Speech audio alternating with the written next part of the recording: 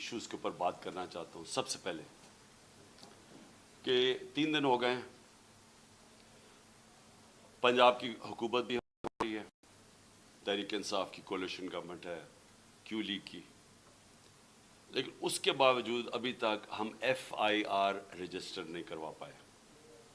اور F I R کیوں نہیں رجسٹر کروا پائے؟ کیونکہ وہ کہتے ہیں جی پرائم منسٹر کے خلاف تو ٹھیک ہے ہم تیار ہیں، انٹیریئر منسٹر کے لیے بھی ہم تیار ہیں، لیکن وہ جو army officer major general Faisal ہے اس کی نہیں آپ ایف آئی آر کٹوا سکتے.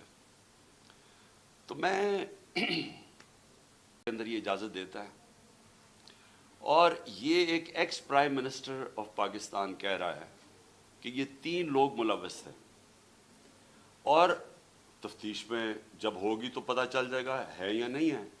لیکن یہ تو میرا رائٹ ہے، یہ میرا حق ہے کہ مجھے پتا تھا کون اس میں ملوث ہے، میں چاہتا ہوں ان کی انویسٹیگیشن ہو، میں ان کے اوپر ایف آئی آر کٹوانا چاہتا ہوں. یہ کیسے ہو سکتا ہے کہ آگے سے ہماری اپنی پولیس، پولیس پنجاب گورنمنٹ کے نیچے، وہ کبھی کوئی وجہ دے دیتے ہیں، پھر سیدھے کئی کہتے ہیں جی اگر آپ نے کروانا تو ہمیں ہٹا کے کسی اور کو اس عہدے پہ بٹھائے جو کہ یہ ایف آئی آر کاٹے.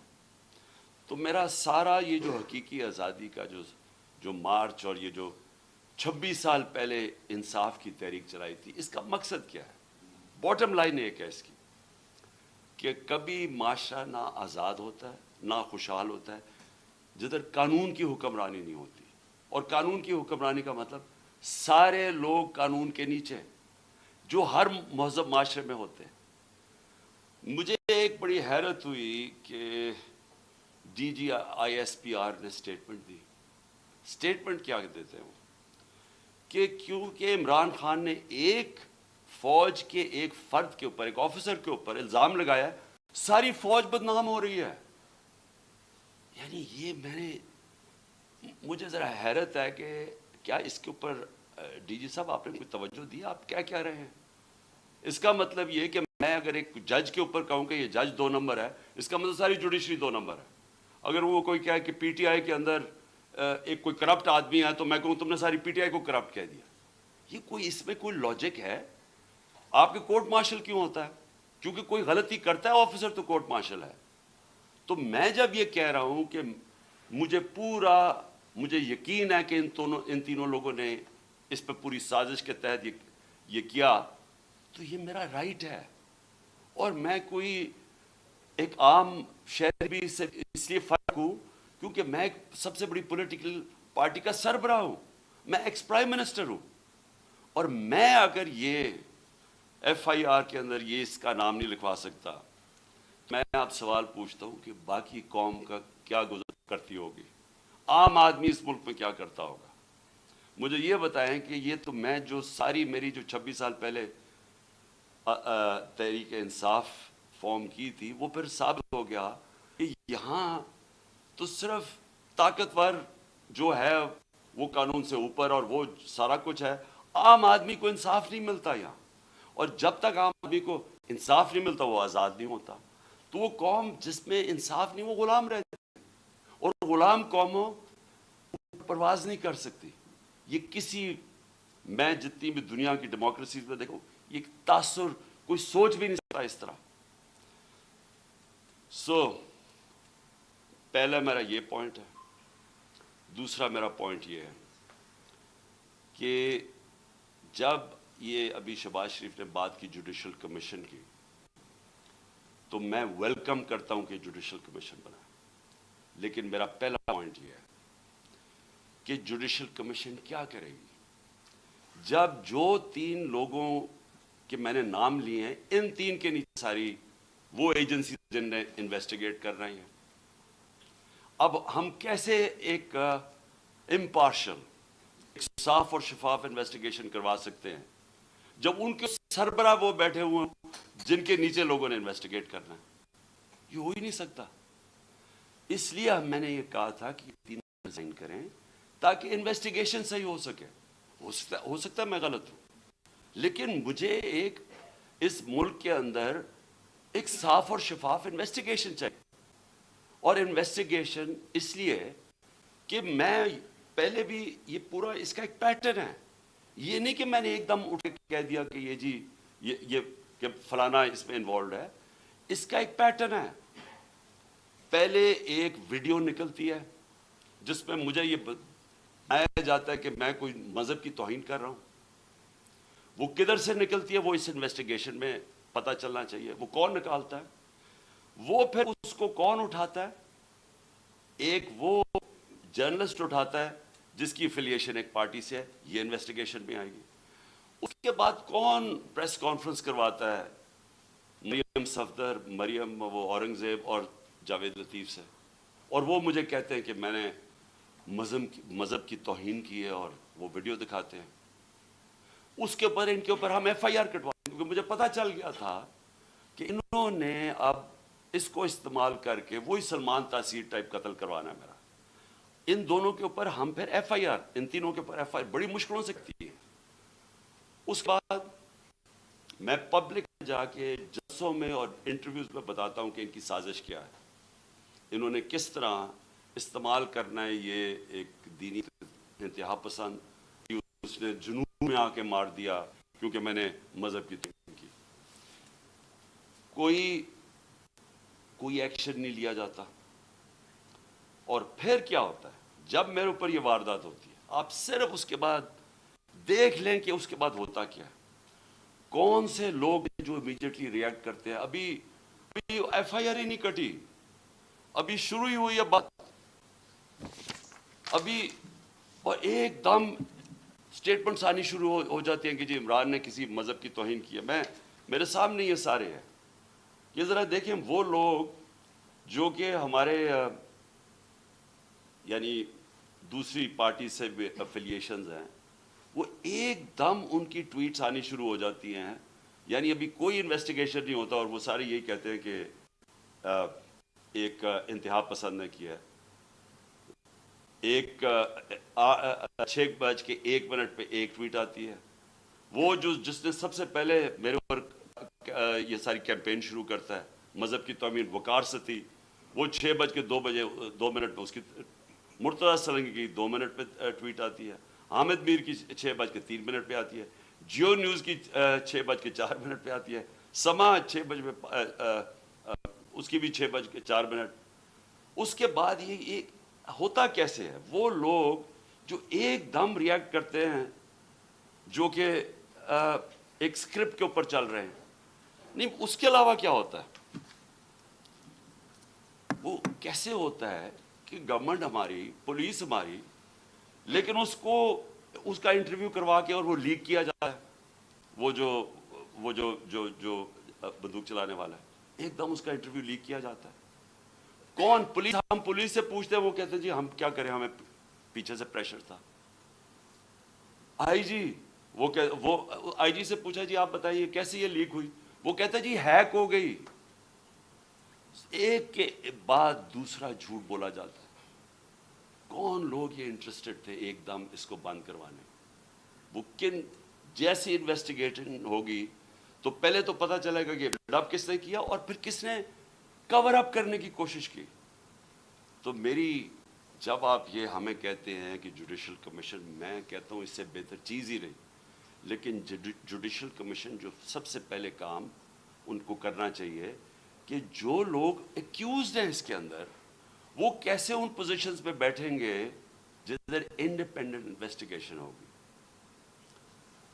نمبر 2, میں یہ چاہتا ہوں کہ جوڈیشل کمیشن انکوائر کرے ارشد شریف کے اوپر, کیونکہ ہمیں پتہ ہے ارشد شریف کو کس سے خطرہ تھا. ارشد شریف کی والدہ کو پتہ ہے کہ کس سے ارشد شریف کو خطرہ ہے. اس کے اور صحافیوں کو پتہ ہے کیوں وہ ملک مجبور ہوا چھوڑنے پہ, کیوں وہ دبئی سے آگے جانے پہ مجبور ہوا. اس نے لوگوں کو بتائی ہوئی ہیں چیزیں کہ کون لوگ ملوث تھے. اس کے اوپر بھی جو سپریم کورٹ کے اندر جو کمیشن بنائی جائے, اس کی پوری انویسٹیگیشن. تیسری جو سائبر ہے, اب یہ کنٹروورسی چلتی جا رہی ہے. DISPR نے کہا جی یہاں تو کوئی سائفر کا تو ڈرامہ تھا. اگر ڈرامہ تھا تو سائفر کی انویسٹیگیشن کیوں نہیں کروا رہے؟ ہم تو گورنمنٹ میں نہیں تھے, ہم نے تو آرڈر کر دی تھی کمیشن فوری طور پہ انویسٹیگیشن کرے. ہم نے تو اسپیکر نے بھجوا دی تھی چیف جسٹس کے پاس انویسٹیگیٹ کریں. تو اب سوال یہ ہے کہ کیوں نہیں کسی نے انویسٹیگیشن کروائی؟ کیوں ڈرے ہوئے ہیں انویسٹیگیشن سے؟ کیونکہ آپ جو ساری بات بار بار کہتے ہیں کہ جی ہر قسم کی آتی ہے کہ جی یہ تو آتے رہتے ہیں ایسے سائفر. میں ایک ملک دنیا میں نہیں جانتا جدھر اس طرح کا کوئی سائفر آئے جی امبیسڈر کو پرائم منسٹر کو ہٹا دو. تو کیوں نہیں اس کے اوپر آگے بات کی؟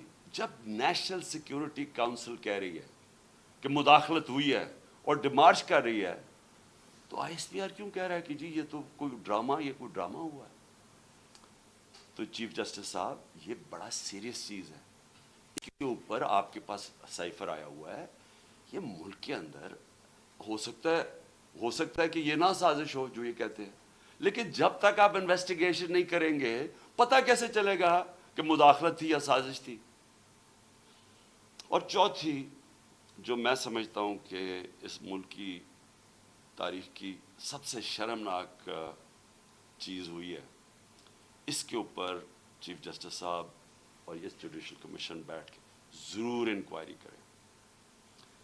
پہلے اعظم خان سواتی کو جس طرح انہوں نے پوتے اور پوتیوں کے سامنے مارا, اس نے ہر فورم پہ یہ بولا ہے کہ اس کو پہلے آ کے پکڑ کے مارا صبح کے 3 بجے, پھر اس کو ایجنسیز کے, اور اس نے نام لیا ہے یہ dirty Harry major general Faisal, اس کا نام لیا ہے کہ اس نے اور اس کے بعد ISI کو ہینڈل کیا جو اس کے نیچے تھی, اور اس کو ننگا کر کے مارا, اور ننگا کر کے مار کے اس کو کہہ رہے تھے کہ یہ بتاؤ یہ عمران خان سے بھی یہ ہوگا, اور جب اس کو تکلیف تھی وہ ہنس رہے تھے.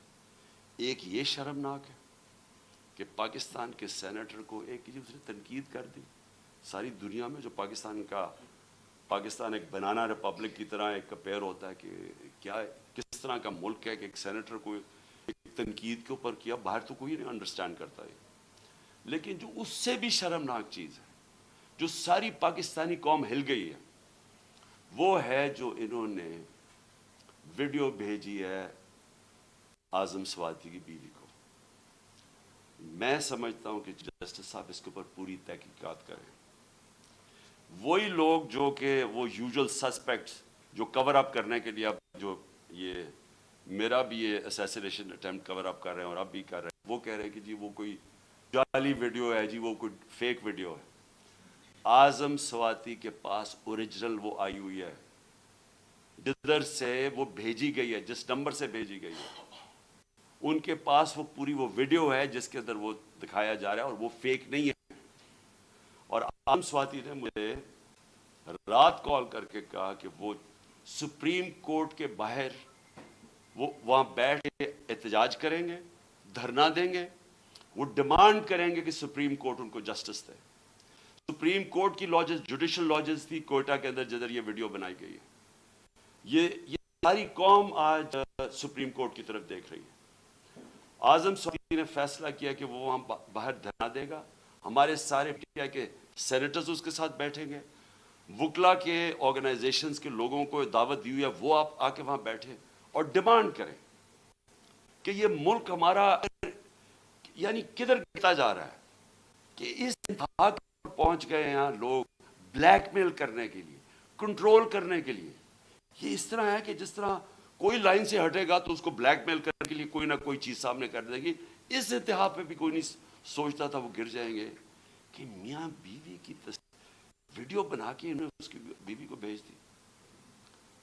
میں سمجھتا ہوں کہ یہ ایک ہر ملک کی تاریخ میں ایک ڈیفائننگ مومنٹ آ جاتا ہے.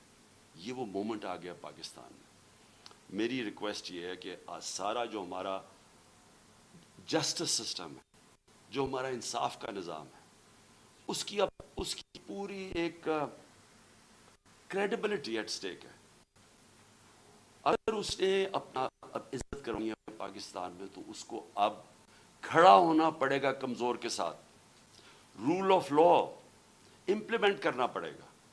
یہ نہیں ہو سکتا کہ ایک یہاں جو مرضی کر لیں کہ ایک کوئی آفیسر بیٹھا ہوا ہے ISI کا، وہ اس طرح کی نیچ حرکتیں کرے اور اس کو ہاتھ بھی نہ کوئی اس کو کہے تو وہ ISPI کہہ دے کہ جی فوج کی توہین کر دی ہے، اس کو کچھ اور کچھ کہے تو جی ملک کی سیکورٹی کو کچھ ہو گیا، آپ کے اوپر جی سیڈیشن چارج لگ جائے گا، عمران خان کے اوپر غداری لگ جائے گی، جو مرضی لگانا لگائیں۔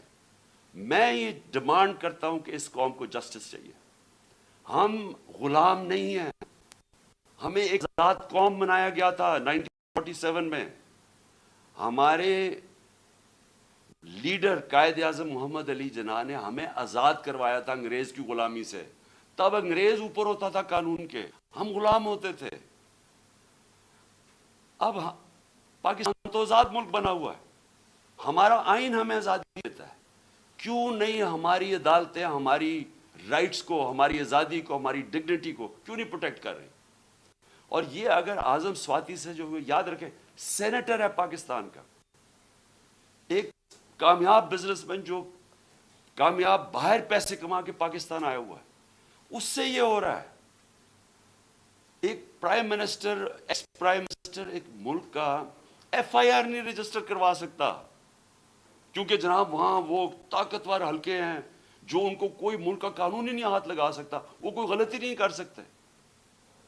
اگر فوج کے اندر اس طرح کے لوگ ہیں اور ان کے اوپر آپ ایکشن لیتے ہیں، یہ فوج کی بہتری ہے۔ اگر آپ اپنے اداروں کے اندر کوئی بھی کرپٹ یا جرائم پیشہ لوگوں کو نکالتے ہیں، آپ کے ادارے مضبوط ہوتے ہیں۔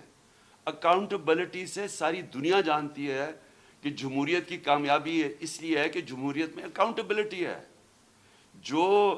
جو ساری برطانیہ کی جمہوریت جو ہم نے اپنائی ہوئی ہے، اس کی بنیاد تھی میگنا کارٹا میں۔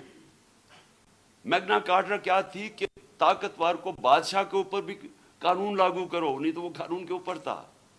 تو وہ ساری سٹرگل جو ڈیموکریٹک سوسائٹیز کی ہوتی ہیں، وہ رول آف لا کی ہوتی ہیں کہ قانون کے سامنے سب ایک برابر۔ یہاں بلیٹنٹ وائلیشنز ہو رہی ہیں کہ یہاں ایسا کوئی کریٹ کر دیا خوف کا کہ لوگوں کے ذہنوں میں ڈال دیا ہے کہ جی یہ لوگ، یہ تو بس ان کو تو کچھ کہیں نہ جو مرضی کریں کر سکتے ہیں۔ پاکستانی فوج مضبوط ہوگی جب اس کے اندر اکاؤنٹیبلٹی ہوگی۔ پاکستان کی فوج کمزور نہیں ہوگی، وہ کمزور اس طرح ہو رہی ہے جب اس طرح کا آدمی حرکتیں کر رہا ہے۔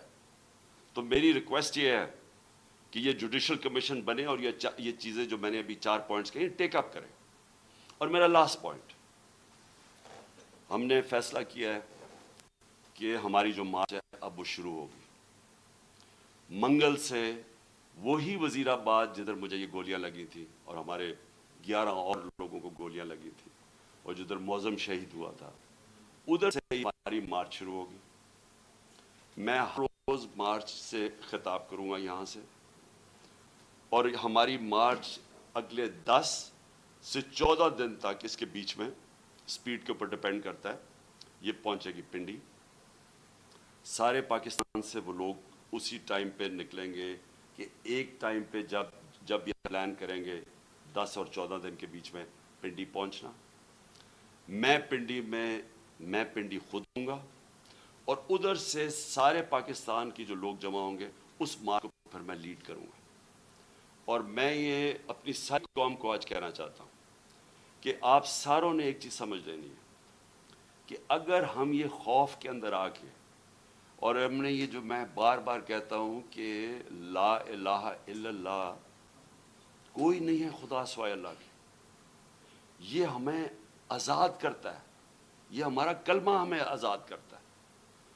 آپ جس وقت کسی سے ڈر کے اپنی آزادی کمپرومائز کریں گے، اپنے ضمیر کا سودا کریں گے، میری نظر میں وہ شرک ہے۔ یہ ساری قوم کے لیے ہمیں اب اس وقت سب کو یہ اپنا خوف ہٹانا چاہیے اور بتانا چاہیے کہ ہم انسان ہیں، ہم بھیڑ بکریاں نہیں ہیں۔ ہم یہ قوم پاکستان ایک بڑی خواب کا نام ہے، اور ہم یہ اس طرح کی جو حرکتیں ہو رہی ہیں پاکستان میں، اور جس نے ہم ملک کا سارا پوٹینشل ختم کر دیا ہے کہ ہم آج بیکاریوں کی طرح دنیا میں پھر رہے ہیں، اس کی یہ وجہ نہیں ہے کہ یہاں وسائل نہیں ہیں، اس کی وجہ یہ ہے کہ یہاں انصاف ہی نہیں ہے، اس کی وجہ یہ ہے کہ یہاں رول آف لا نہیں ہے. اور اس لیے یہ وقت ہے حقیقی آزادی لینے کے لیے. آپ میرے ساتھ سب آئیں، سارے پہنچیں. جب میں انشاءاللہ پنڈی سے شروع کروں گا، اپنی پارٹی کو جوائن کروں گا اپنی، جب یہ سب ہماری جی ٹی روڈ سے شاہ محمود قریشی لے کے آ رہے ہوں گے، اور پھر باقی ہمارے لیڈرز پرویز خٹک، کے پی سے، اور سارے ہمارے لیڈرز ایک پورا انسانوں کا سمندر لے کے آ رہے ہوں گے پنڈی، اور پنڈی سے انشاءاللہ میں لیڈ کروں گا، اور اس کے بعد ہم آگے جائیں گے. تو میں اپنی قوم کو آخر میں کہنا چاہتا ہوں کہ لا الہ الا اللہ، کوئی نہیں ہے خدا سوائے اللہ کے. اس کا فیصلہ ہوتا ہے جب وہ اوپر لے کے جانا ہوتا ہے. اس نے کوئی آپ کو اس سے پہلے نہ اوپر لے جا سکتا ہے. اس کا جب فیصلہ ہو جاتا ہے ایک منٹ آگے نہ پیچھے ہوتا ہے. یہ جب آپ کا ایمان ہو جاتا ہے آپ آزاد ہو جاتے ہیں. اس لیے یہ خوف کو ختم کریں کہ ڈرا کے دھمکا کہ ہم یہ کر دیں گے وہ کر دیں گے، اور ساری قوم کو اس طرح بھیڑ بکریوں کی طرح رکھنا، یہ کوئی زندگی نہیں ہے. میں بار بار کہہ رہا ہوں کہ میرے لیے غلامی کی زندگی سے بہتر موت ہے. اور میں یہ چاہتا ہوں کہ جب ہم سب میں یہ اسپرٹ آ جائے، پھر ایک قوم وہ بنے گی جو آپ بن سکے. پاکستان زندہ باد.